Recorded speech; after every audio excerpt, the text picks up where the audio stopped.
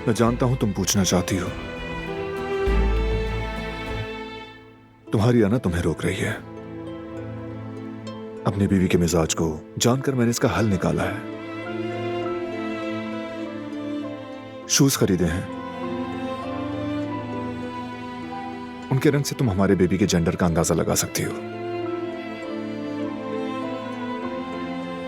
Study room में मेरी मेज के साथ वाली अलमारी में जाकर देखो, शायद रिवील हो जाए।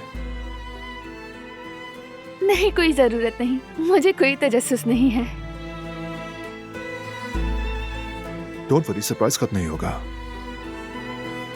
बेबी के साथ हमारी जिंदगी का हर लम्हा एक गिफ्ट की तरह होगा।